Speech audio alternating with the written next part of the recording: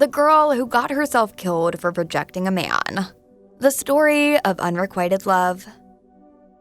Unreplied texts and calls, anxiety, missing person, and a gruesome death. It can go on and on. Talk about a real love aspiration dashed to the ground. Have you ever been rejected by someone you have loved or admired?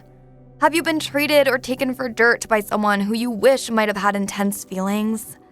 You were angry, frustrated initially, but you did get over it afterwards. The feeling of rejection usually comes like a big blow to many individuals that leaves them shattered, internally broken, and unable to love for a long time, or ever again. For some individuals, the aftermath of the rejection to their psyche is usually disastrous, and they take it quite violently and cause harm to their intended love interest, or the object of their fantasies and obsession. People take unrequited love in different ways and forms. It's all about the mind. In this video, you'll watch and learn about a girl who got killed by a man she rejected. It is one of the saddest stories of unrequited love. Born on the 26th of April, 2002, to mother Yama Scarborough and father Marlon Marcano, she grew up with her older brother in Pembroke Pines, Florida. Her father was an accomplished DJ in Florida and was popularly known as DJ Eternal Vibes. After some time, her parents divorced, each going their separate ways. Her father married another woman, while the mother went over to the Virgin Islands. Giselle Blanche went on to be her and her brother's stepmom from then on. She attended Charles Flanagan High School and was known as bright, confident, and hardworking, and was a go-getter. She earned her family's trust and had everything going well for her. This beauty loved her family and stood up for them. Well loved in her household, she was also called Mimi and family princess. Stepmother. Miya was so down to earth and exceeded my expectations and was really brilliant. She knew what she wanted and went for it. And if she set her heart to something, I'm sure she's going to achieve it.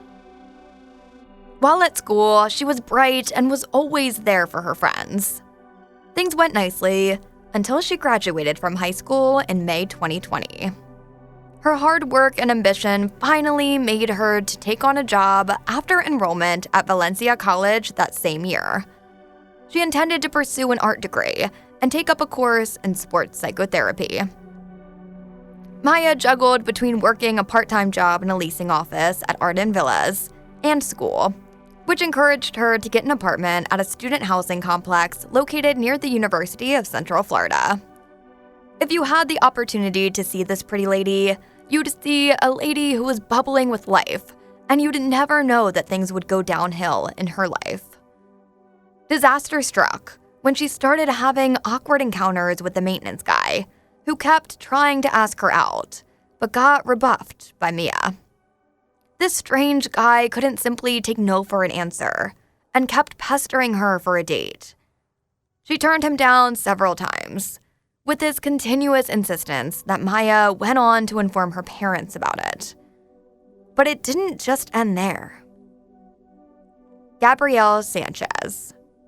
When I saw the news, and they said where she was, the saddest part was seeing where they left her, in a dumpster.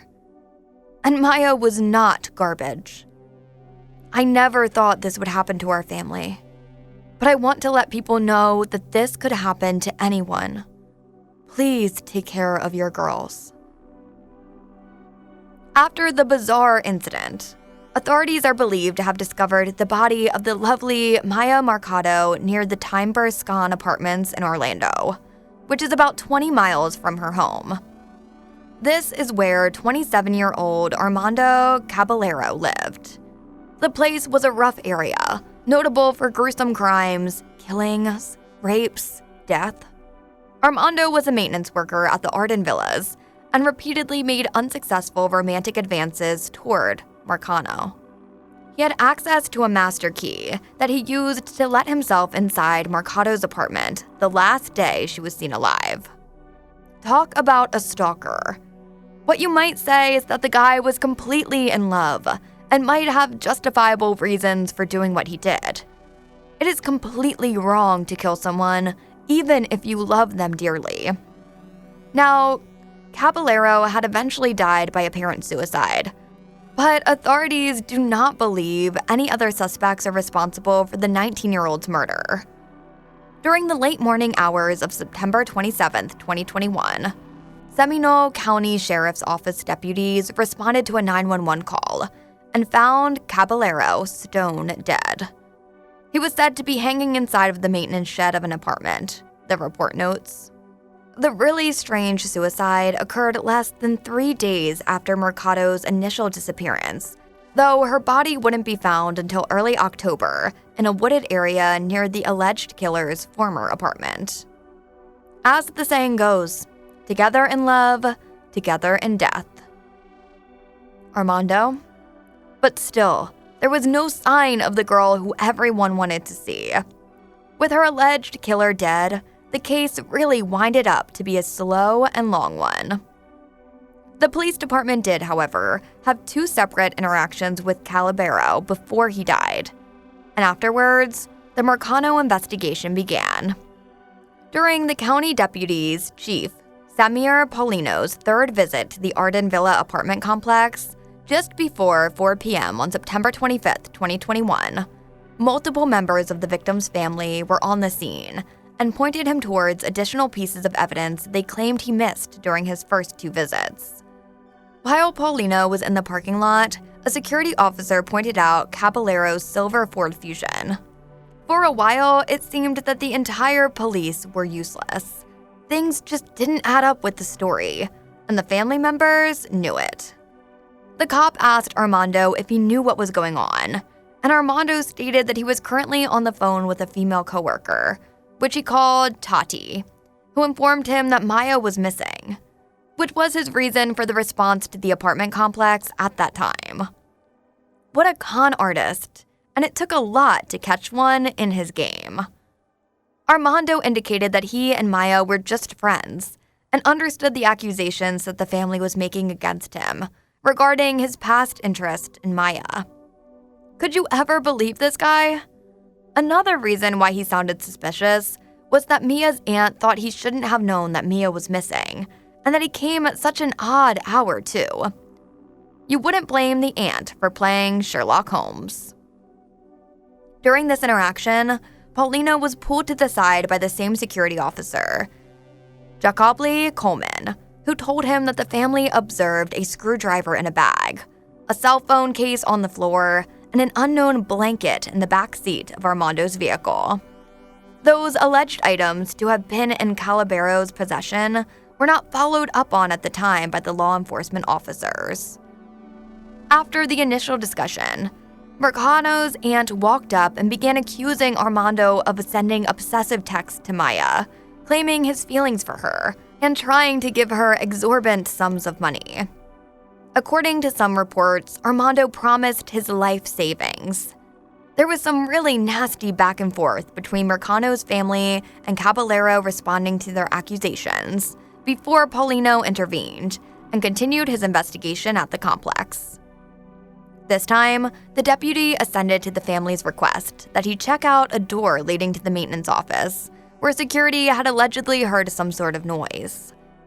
After asking Caballero whether he had access to the area and getting confirmation, the eventual suspect led the deputy and 2 other deputies through the door and the rest of the building it was connected to, but nothing was found. Paulino cleared Armando to leave the apartment complex, as there was no probable cause to detain or arrest him at that time. The report concludes regarding that first interaction. 4 members of Marcano's family stalked outside the suspect's killer's apartment in Winter Park, Florida, later that same evening, and found him removing various items from the backseat of his car, while carrying blue rubber gloves, a dark-colored book bag, and an unknown type of multi-pink colored blanket back to his apartment. At around 8:45 p.m., a 911 call was made. Just before the hour of 9 p.m., CPD officer Chad Shepard arrived and met with Miya's family, Armando, his roommate Kenny Rodriguez Torres, and another unknown friend of Armando who was present in the apartment. Orange County Police Sheriff. The red shirt on the left is what Miya Marcano was wearing when she was last seen Friday, 9/24, leaving work at her apartment complex, Arden Villas. She also had on jeans and a black hoodie.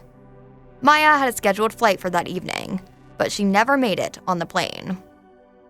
On 9/27, the person of interest in Miya's disappearance, Arden Villas maintenance worker Armando Manuel Caballero, 27, was found dead in apparent suicide. We are still searching for Miya. We urge anyone with any information, no matter how insignificant it may seem, to call OSCO at 407-836-4357. If you see Miya, call 911. Please share this post and help us find Miya. And so, the search was on for the body of Miya Marcano, with different people, apart from her family praying for her return. It was a big wait, with optimism and belief high on everyone's attitudes, expecting and also fearing the worst too. On Monday, a report by Miami television station WPLG said Miya Marcano's body was found in October, bound with duct tape near the rundown apartment complex following a massive week-long search.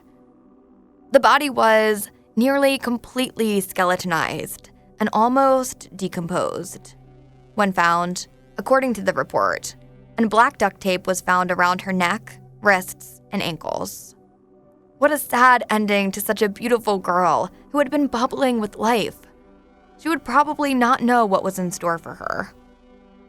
Although Marcano has now garnered attention all over the country, sadly, it might be too late.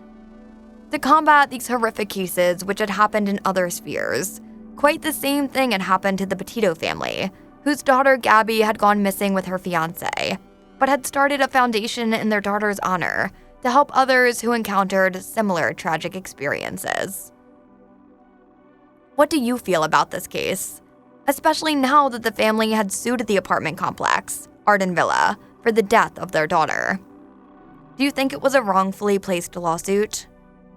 According to a lawsuit filed by Marcano's family against the owners of the apartment complex, Caballero made unwanted advances to Marcano, who expressed her concerns to a manager at the apartment complex. But the manager was not taking the safety concerns of the employees and tenants very seriously.